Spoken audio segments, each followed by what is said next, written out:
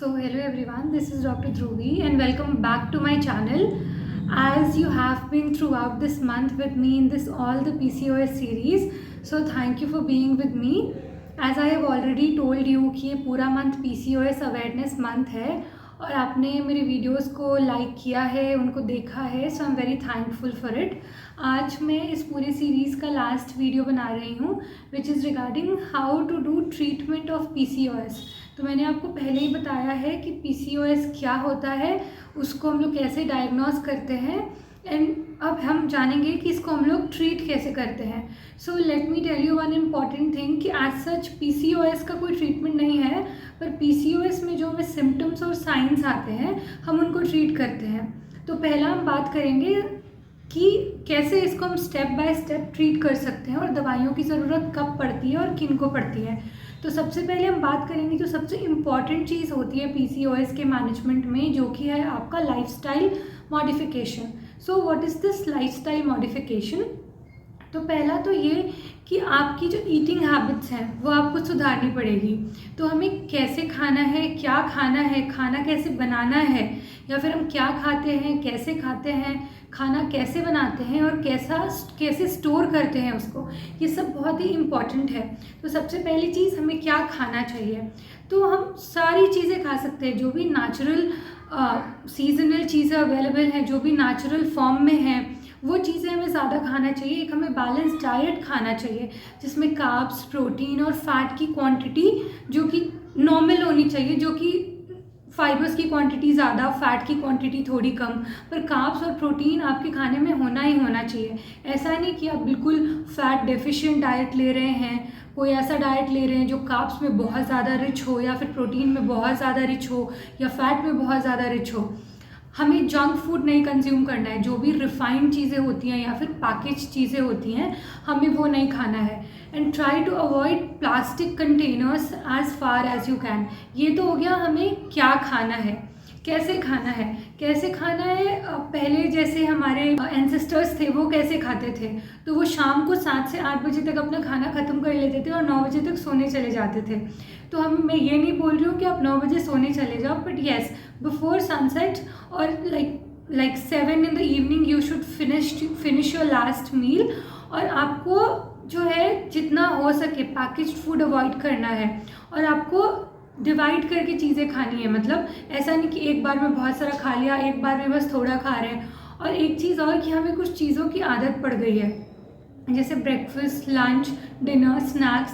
अगर हमारे खाने का मन नहीं भी होता है, अगर हमें भूख नहीं भी लगती है, तब भी शाम को अगर स्नैक्स की बात आती है तो हम खा लेते हैं. तो वो हमें अवॉइड करना है. अगर हमें भूख नहीं लगा तो हमें नहीं खाना है. आपको पोर्शंस अपने कंट्रोल करके रखने हैं. जितनी आपको भूख हो आपको उससे आधा खाना लेके बैठना है. कभी भी फ़ोन चलाते हुए, टीवी देखते हुए या फिर कोई और चीज़ करते हुए आपको खाना नहीं खाना है, क्योंकि ब्रेन को सिग्नल नहीं जाता है दैट यू आर फुल.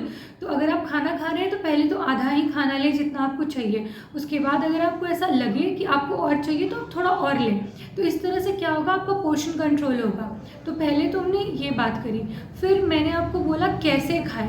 तो आपको कोई भी चीज़ बहुत ज़्यादा ओवर कुक करके या फिर बहुत ज़्यादा अंडर कुक करके नहीं खाना है. मॉडरेटली कुक करना है और उसको हमें खाना है. और कभी भी स्टोर करके आज का चीज़ फ्रिज में रख दिया, कल खा रहे हैं, परसों खा रहे हैं, वो आपको नहीं करना है. फ्रेशली कुक्ड फूड ही आपको खाना है.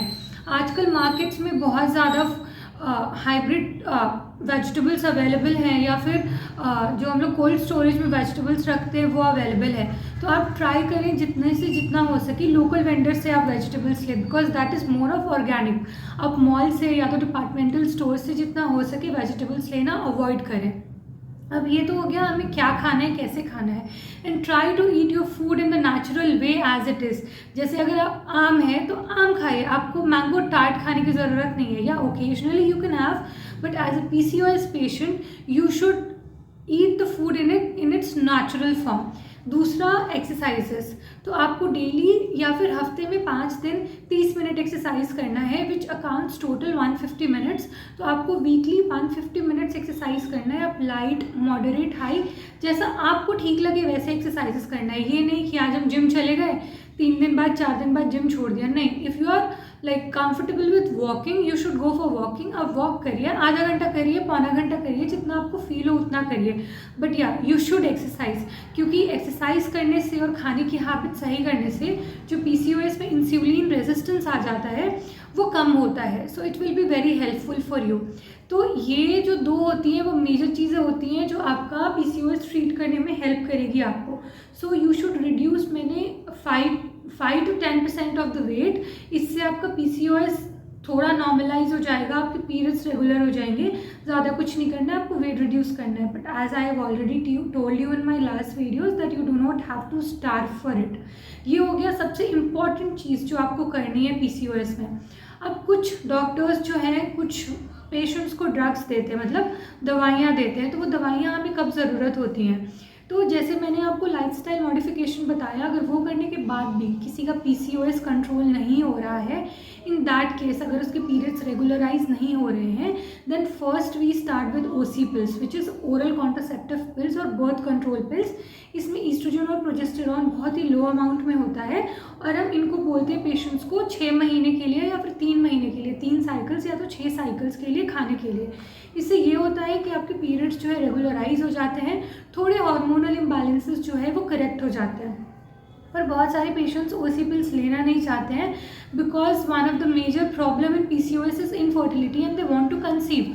तो उन पेशेंट्स को हम क्या देंगे? तो उन पेशेंट्स को हम लोग प्लेन प्रोजेस्टेरॉन देते हैं, मतलब नॉट मिक्सड विथ ईस्ट्रोजन। जैसे ओरल कॉन्ट्रासेप्टिव पिल्स में ईस्ट्रोजन और प्रोजेस्टेरॉन दोनों होता है। तो फिर जिनको कंसीव करना है उन पेशेंट्स को हम सिर्फ प्रोजेस्टेरॉन देते हैं। और प्रोजेस्टेरॉन के बहुत सारे अच्छे इफेक्ट्स भी हैं, मतलब बहुत सारी चीज़ें हैं। मतलब जैसे आप OC पिल्स ले रहे हैं तो आपका वेट गेन होगा, प्रोजेस्टेरॉन में ऐसा होने की चांसेस बहुत कम होती है। So these are 2 things which we give. इसके अलावा और भी ड्रग्स होती है जैसे GnRH अगोनिस्ट, वो मैं आपको यहाँ पे नहीं बताऊँगी। So like OC pills and progesterones are first line of treatment for correcting your menstruation, उसको रेगुलराइज करने के लिए। अब मैंने आपको बताया था कि हमारे अंदर PCOS के जो पेशेंट्स होते हैं उनके अंदर इंसुलिन रेजिस्टेंट हो जाता है। तो बहुत सारे पेशेंट्स को डायबिटीज़ होने के भी चांसेस होते हैं। तो ये जो इंसुलिन रेजिस्टेंस होता है उसके लिए हम कुछ ऐसी दवाइयाँ देते हैं जो आपकी बॉडी में इंसुलिन की सेंसिटिविटी को बढ़ाए। तो एक तो हो गया मेटफॉर्मिन यूजुअली देते हैं। तो मेटफॉर्मिन क्या करता है? आपकी बॉडी को इंसुलिन के लिए सेंसिटाइज करता है। तो जो आपकी बॉडी में इंसुलिन जो है एक्ट नहीं कर पा रहा था, ये दवाई लेने के बाद आपके एक्ट करेगा। अब तीसरा मैंने आपको बताया था कि PCOS में हर्सुटिज्म, मतलब बॉडी में जो है हेयर ग्रोथ बहुत ही ज़्यादा बढ़ जाती है।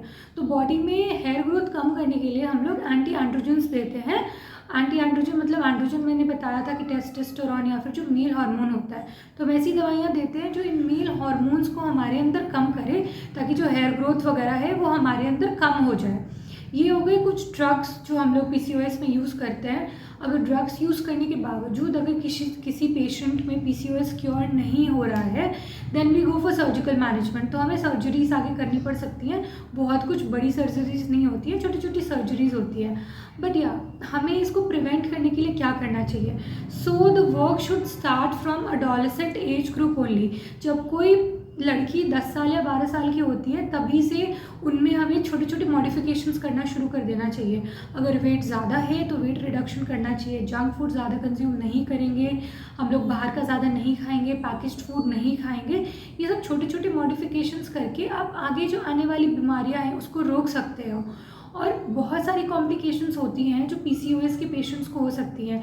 PCOS के पेशेंट्स को आगे जाके मेटाबॉलिक सिंड्रोम हो सकता है, जिसमें diabetes, hypertension, pancreatitis, cholelithiasis, fatty liver, ये सब होने के भी चांसेस बहुत ज़्यादा होते हैं।